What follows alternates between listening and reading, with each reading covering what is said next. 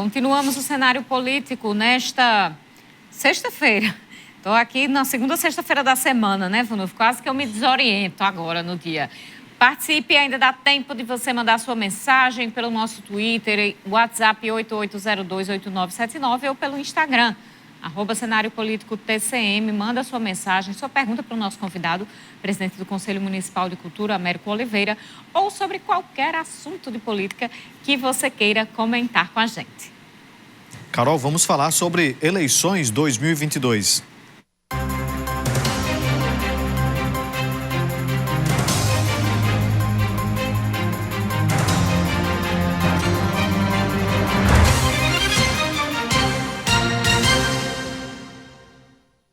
Quando a gente fala de eleições, a gente sempre se lembra, né, nesse momento de pré-campanha, sobre as pesquisas eleitorais. A TCM divulgou pesquisa agora no começo do mês, dia 4, vai divulgar um próximo levantamento no mês de julho, já ali com as chapas formatadas, já ali com a campanha praticamente na rua. Mas outras pesquisas, outros levantamentos vão acontecer aqui no estado e estão acontecendo nacionalmente.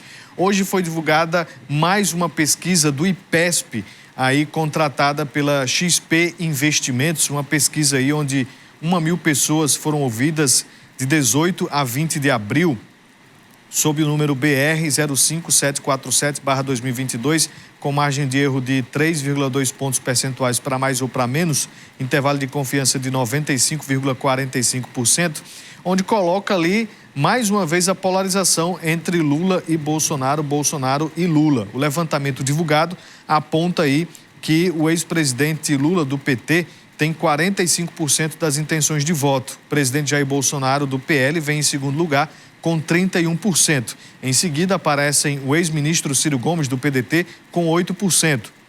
O ex-governador de São Paulo, João Dória, do PSDB, 3%. O deputado federal André Janones, do Avante, e a senadora Simone Tebet, do MDB, tem 2%. Felipe Dávila, do Novo, e Emael, do DC, e Vera Lúcia, do PSTU, não pontuaram nessa pesquisa. Brancos nulos, eleitores que dizem que não irão votar ou que não votariam em nenhum dos candidatos, somam 7%. Eleitores que não sabem ou não responderam representam 2% dos entrevistados.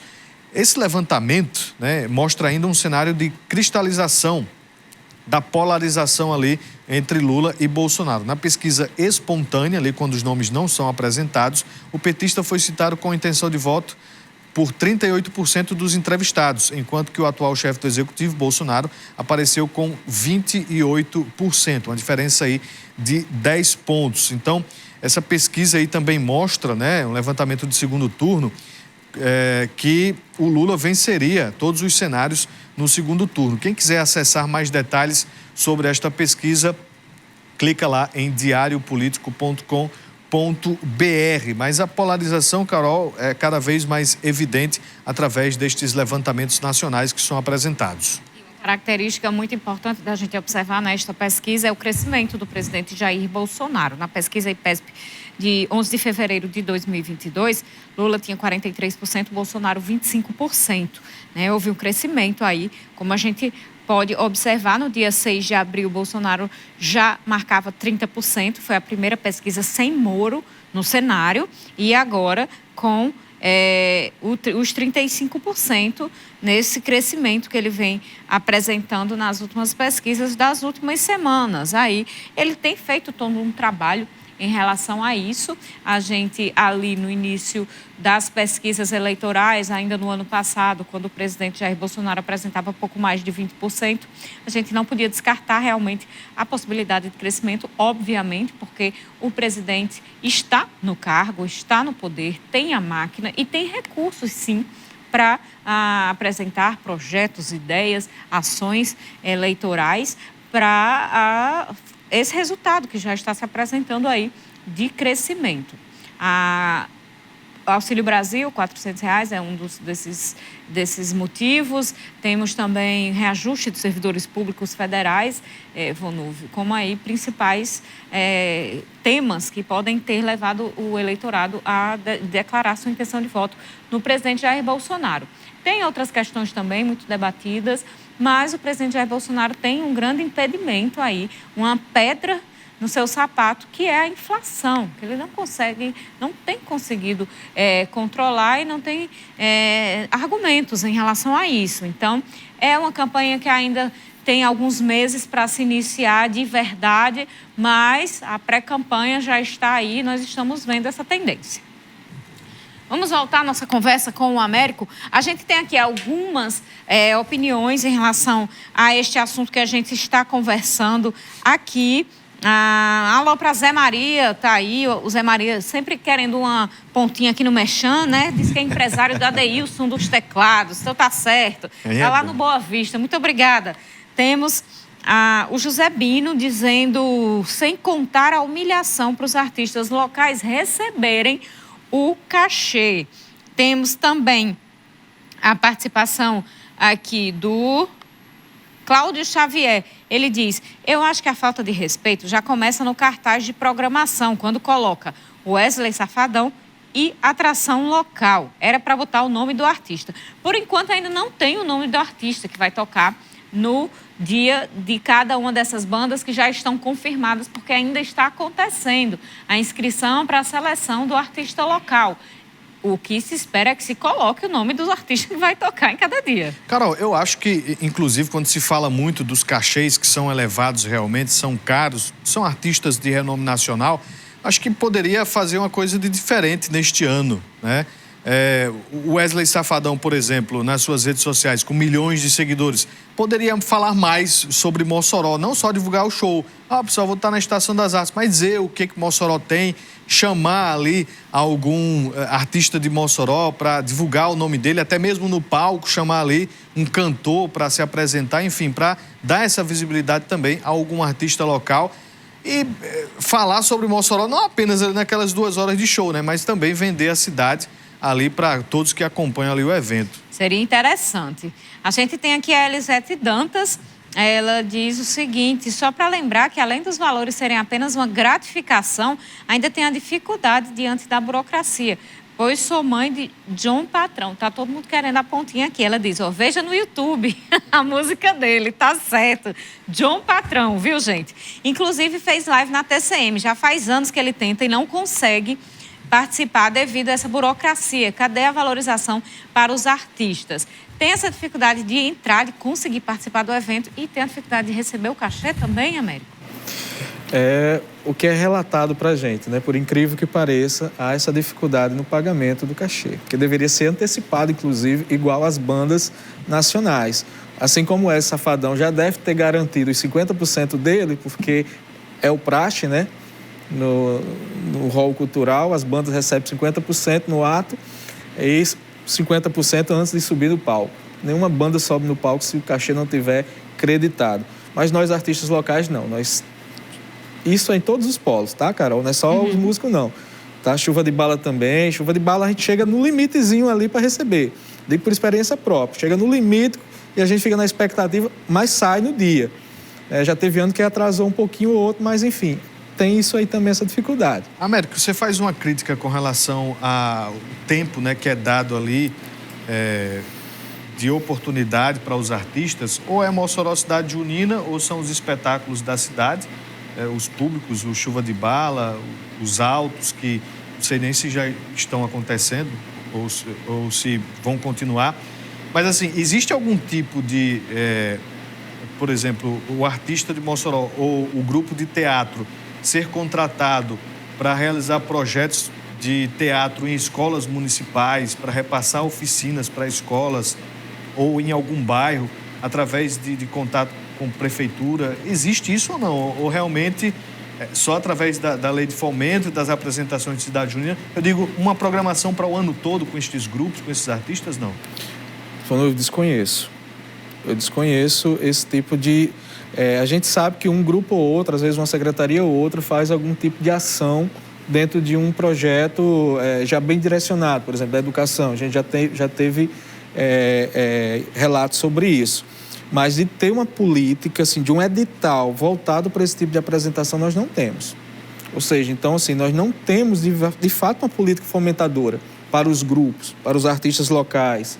E aí, quando eu falo do seio cultural, eu falo também não só do teatro, né? Mas a gente fala para os cantadores, né, para os poetas, os violeiros, porque não tem verba, não tem recurso, sabe? O problema é esse, que a gente quer que mais aporte no Prêmio Fomento para que essas coisas aconteçam. A gente não pode ficar só esperando o Mossoró Cidade Junina e os polos, né? Nós temos a cultura popular, nós vamos ter as duplas de violeiro, nós vamos ter o Botando Boneco.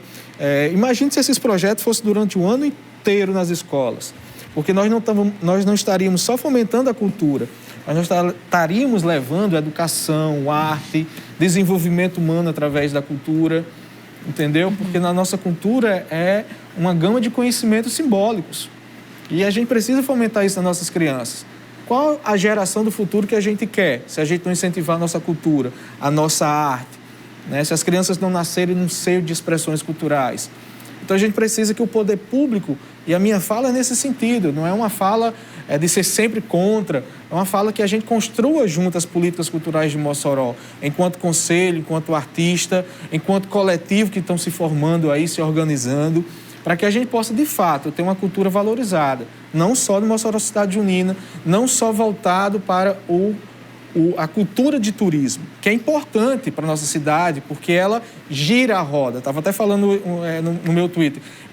Faz girar a roda, mas ela trava na minha roda, porque é só um setor que vai girar a economia, né? Os hoteleiros vai girar, a gastronomia da cidade inteira, sem sombra de dúvida. A gente sabe que tem um aporte financeiro imenso para a nossa sociedade. Mas eu repito, enquanto a cultura local que fica, precisamos fazer a roda girar nos 360 anos. Américo, em relação a uma polêmica que aconteceu há cerca de 2 semanas em relação a um circo aqui em Mossoró, que se transformou numa questão extremamente, uma disputa política de um lado e de outro, oposição e situação. Como é que os artistas viram toda essa questão que aconteceu? Carol, eu vou usar a palavra indignação. Pelo tamanho da coisa que foi, que a gente ficou assim perplexo. A palavra é essa. Eu estava chegando em casa, né? Tinha passado o dia trabalhando, estava chegando em casa e aí eu tirei um hábito de não olhar o WhatsApp no final de semana, né? Curtir minha família. Mas era tanta mensagem que eu disse, alguma coisa aconteceu. Quando eu olhei, tinha um monte de pedido de socorro. Socorro, socorro, socorro, o circo vai ser despejado. E eu sem entender nada. Corri para o circo. Quando cheguei lá, falei com a Poliana e ela me explicou a situação. O circo, ele estava com o alvará vencido no dia 4. E aí, 5 dias depois, acho que era dia 9, se não me engano, os fiscais da prefeitura abordaram o circo com uma ordem de despejo. Veja bem, uma ordem de despejo. Então, a gente, enquanto conselho, a gente tentou intermediar a situação. Porque a gente sabia que tinha a ilegalidade do prazo vencido, tinha uma ordem de despejo com prazo de 24 horas, e aí a gente achou isso um absurdo, porque como é que um circo, com a estrutura do Los Campelos, teria condições de sair em 24 horas? Imagine aí o que seria. E a forma que a gente questionou, que o Conselho questionou, não era a defesa da ilegalidade. O próprio circo reconhece que estavam com o prazo vencido desde o dia 4. Porém, o circo tinha comunicado à prefeitura que já iria sair na segunda-feira. E aí a ordem de despejo veio no sábado. Veja bem, sábado, domingo e segunda, 3 dias. Quando eu tomei par da situação, eu liguei para o professor Etevaldo. O professor disse, não, eu vou procurar saber do que é que está acontecendo, mas aí é da CEMURB e é uma parte técnica, a gente tem que respeitar. Aí eu fiquei assim, eu disse, tudo bem. Fui olhar a lei, Carol. A lei do qual o circo foi, como é que se diz? Foi notificado. A Lei 026/2008 tem o inciso 155, que diz o seguinte: o infrator, no caso o circo, teria um prazo de 10 dias para entrar com sua defesa. Vale salientar que precisaria de um processo administrativo para isso. No inciso 129, no artigo 129, o artigo 129, Carol, veja só, preste atenção. São 14 formas de notificação que o circo teria para poder chegar na última instância, que seria a ordem de despejo. A gente foi questionar isso no grupo dos conselhos. E a gente recebeu uma saraivada de crítica em defesa, os próprios secretários que hoje compõem o poder público dentro do Conselho, nos criticando. Então, assim, a gente estava ali pautando a legalidade, mas a gente queria que tivesse um bom senso da Prefeitura. Infelizmente, nosso tempo está acabando. Eu ainda teria assunto aqui para a gente conversar muito sobre chuva de bala, outros polos, também sobre Lei Rouanet, mas o tempo é curto. Muito obrigada, Américo Oliveira, pela conversa no programa de hoje. Imagina, eu que agradeço. Enfim, gratidão mesmo. Obrigado. Seja sempre bem-vindo. A você de casa, a gente agradece a audiência. Boa noite, bom final de semana. Até segunda. Muito obrigada pela audiência. Segunda-feira a gente se encontra. Aproveite o final de semana. Até lá.